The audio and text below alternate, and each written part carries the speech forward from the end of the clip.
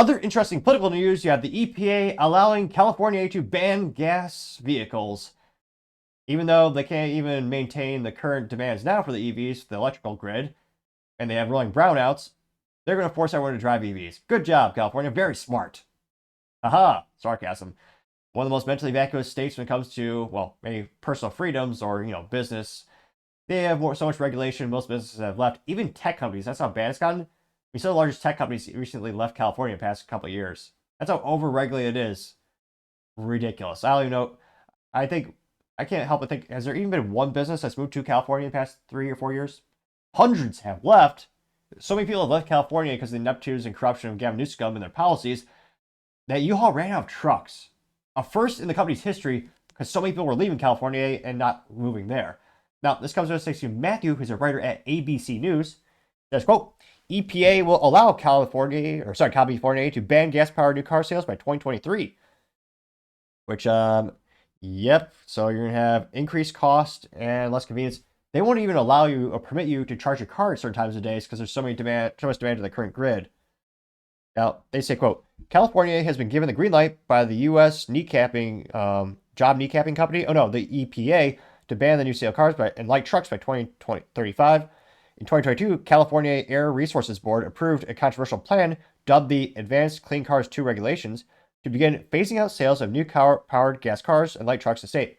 Yeah, also, I'm not sure if it's just the government being evil, wanting you to be defenseless or dependent on them, but California also banned gas lawnmowers, leaf blowers, and, wait for it, gas generators. So if you're not allowed to charge your EV on the grid, you're not allowed to actually use gasoline to charge your car either. You must be completely dependent on the government. Now, they continue saying, quote, in 2026, 35% of new car sales of light trucks sold in California would need to be zero emission according to the plan, followed by 68% in 2030. By 2035, only net zero cars and light trucks will be sold new in California through plug-in hybrids and gas.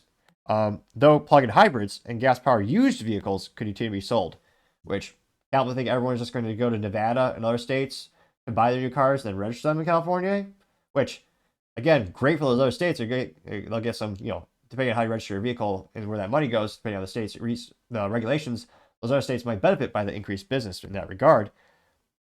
Now, they say the EPA administrator, Michael Reagan, says, quote, California has a long-standing authority to request waivers from the EPA to protect its residents from dangerous air pollution coming from mobile sources like cars and trucks. Today's actions follow through the EPA's commitment to partner with states to kneecap economies and force crap on people they don't want. To partner with states to reduce emissions and act on the threat of climate change. Here you can see one of the plug-in hybrids, this is the EV Tesla, when you're allowed to charge it. Now, they continue saying, quote, in addition, the phase-out of gas-powered new cars and light trucks, the EPA approved California's plan to reduce nitrogen emissions, a primary ingredient of smog from heavy-duty vehicles. The state will initially require a 75% reduction in NOx pollution and followed by a 90% decrease in a few years. Which, yeah, have fun getting your produce or any product moved in California. It's going to be near impossible. Because EV semi-trucks with the current technology are crap. The only good use case I can think of for EV semi-trucks, towing something that is large bulk but weighs nothing, like Frito-Lay products in terms of their chips. The bags are mostly air.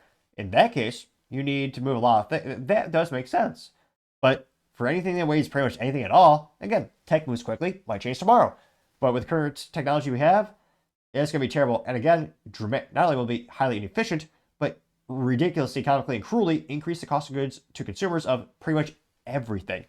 Now, they say that this is John Bonelza, the president and CEO of Auto Industry Association for Alliance of Automotive Innovation, which, about a long, awkward title, says, quote, this was an expected development, and we expect President Trump to revoke the waiver in 2025. Hopefully. Again, Trump did say day one he's getting rid of the EV BS mandates by the U.S. government, which, again, right now, it's not called a gasoline ban per se, but there's a de facto ban on gasoline engines in the United States for vehicles because they are dramatically increasing not just the tailpipe emission standards, but also the fleet fuel economy averages. It's so bad that Ford almost had to pay almost $1 billion fine because they didn't sell enough of their crappy EVs to offset the other vehicles that they're selling. So it is a de facto ban on gas engines, make no mistake. And yeah, in terms of protecting U.S. manufacturers, I think, Trump needs to dramatically do that. In terms of EV sales, Tesla dominates it. Chevrolet, part of General Motors, is just past Ford. They're getting there, but still can't hold a candlelight to anyone. Also in regards to liability, not just sales. So hopefully Trump reverses this. Now, a lot of people are wondering, is California, who cares? We all have to, unfortunately. Not only is California some might say an infection point in terms of infecting other states with the ideology and laws almost being like a domino effect, but California is the 10th largest automobile market on the planet. There's so many people who, I have no idea why, but they still choose to live there. I guess if you're Mark Zuckerberg and you have, Google bucks, well, in his case, Facebook bucks, you can afford to pay the cost of living there. But personally, I have no appetite for doing that, as well as I want to be disarmed, so I wouldn't live there. But again, it is the 10th largest market on the planet for new car sales.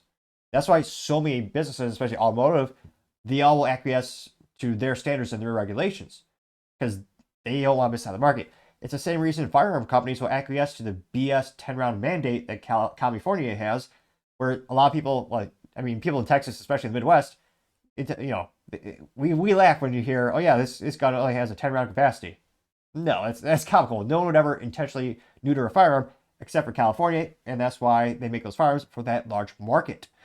So it's one of those things where you have to care about this market. That's why we'll see. Again, it'll be a state versus federal thing. We'll see what will happen in terms of what can Trump do to save this instance, especially for the consumer's choice and nice good old gas engines. But that's why it's a big deal. I mean, shoot, that would certainly be the Christmas miracle, especially for folks who like V8s and stick shifts like myself. But yeah, I'm a little skeptical, and we'll see what happens with California. And who knows, maybe EPA will be completely disbanded. Who knows? One can always hope. But let me know your thoughts are in the comments, because as always, I'd be fascinated to hear what you have to say. Thank you, everyone, for taking the time to tune in today. Again, try to get to 4,000 subscribers by the end of the month. So if you can click that button, I would greatly appreciate it. Also, give me a thumbs up, thumbs down, or comment. It's a great way to give me some additional feedback, letting me know how I can make the show better and better.